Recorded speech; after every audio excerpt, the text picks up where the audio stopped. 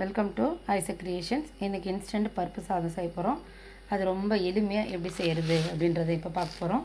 அதுக்கு தேவையானது உங்களுக்கு எவ்வளோ தேவையோ அந்த கப்பில் அரிசி எடுத்துக்கோங்க. அதுக்கு சமமாக பருப்பு எடுத்துக்கோங்க. ரொம்ப கம்மியாக எடுத்திங்கன்னா நல்லா இருக்காது. ஒரு டம்ளர் அரிசி அப்படின்னா ஒரு டம்ளர் பருப்பு எடுங்க. அப்போ தான் அது கரெக்டான ரேஷியோ பருப்பு சாதம் ருசியாக இருக்கும்.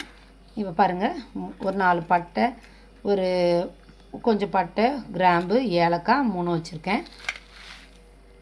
இங்கே பாருங்கள், இஞ்சி துருவி வச்சுருக்கேன். பச்சை மிளகாய், தக்காளி, இதெல்லாம் தேவையான பொருட்களாக எடுத்து வச்சுருக்கேன்.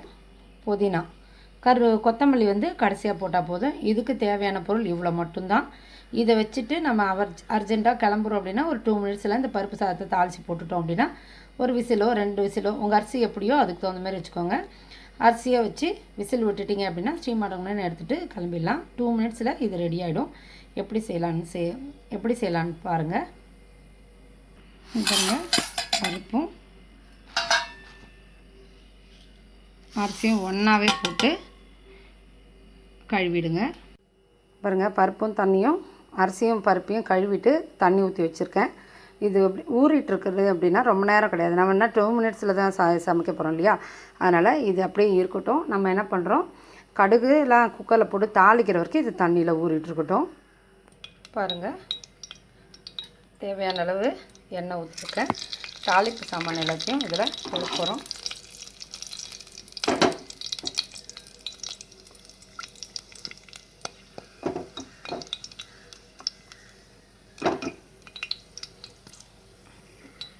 அதுக்கப்புறம் இஞ்சி,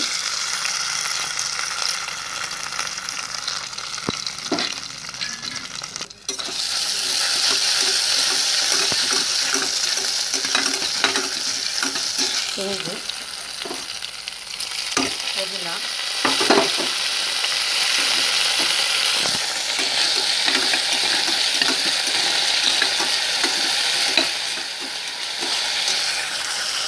தக்காளியும் பச்சை மிளகாயும் போடுறேன். தக்காளி நல்லா குழையட்டும், அது வரைக்கும் நல்லா கிளறலாம்.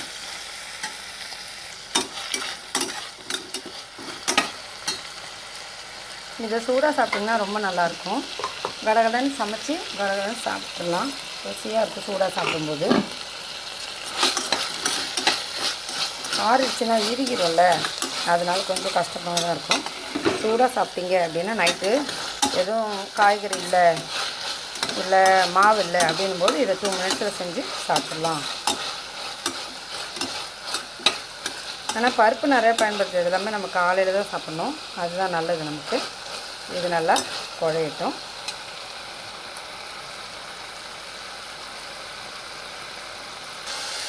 பாருங்கள், தக்காளி நல்லா மசிஞ்சிருச்சு.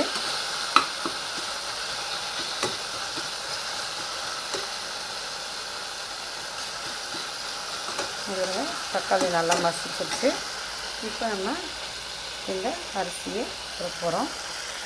பாருங்கள், பருப்பு தண்ணி வச்சுருக்க அரிசி பாருங்கள், இதில் எல்லாத்தையும் போட்டுட்டேன். என்ன பண்ணுறேன்னா, எந்த கப்பால் அரிசி எடுத்தனோ அதே அளவு பருப்பு எடுத்துருக்கேன். இப்போ அரிசிக்கு தகுந்த மாதிரியே 3 டம்ளர் தண்ணி, பருப்புக்கும் அதே 3 டம்ளர் தண்ணி, 6 டம்ளர் தண்ணி ஊற்றிருக்கேன். இப்போ கொஞ்சம் அதில் பெருங்காயம் போட்டிருக்கேன். இப்போ மஞ்சப்பொடி போட போகிறேன். இங்கே பாருங்கள், மஞ்சப்பொடி போட்டிருக்கேன். இப்போ கலர் விடும். அவ்வளோதான். இதோட உப்பு போட்டிருக்கோம். உப்பு மிச்சம் பத்துதா அப்படின்னு பார்த்துட்டு மிச்சம் உப்பை போட்டுட்டு மூடி ஒரு 3 விசில் வைங்க. அது நல்லா குழஞ்சி வேகட்டும். அவ்வளோதான். இது வெந்தவனே காமிக்கிறேன். குக்கரை மூடுறேன். பாருங்கள், சுவையான பருப்பு சாதம் ரெடி. இது கொஞ்சம் ஆறட்டும். ரொம்ப குக்கரில் இருக்கும்போது கொஞ்சம் இதுவாக தான் இருக்கும். ஆறிடுச்சுன்னா கரெக்டான ஒரு கன்சிஸ்டன்சியில் ஆகிடும்.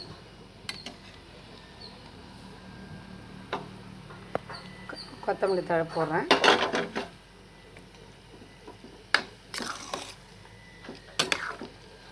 இப்போ கொஞ்சோண்டு நெய் போடுறேன்.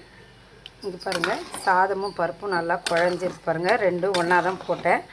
ஆனால் பாருங்கள் எப்படி குழஞ்சிருக்கு சாதமும் பருப்புன்னு.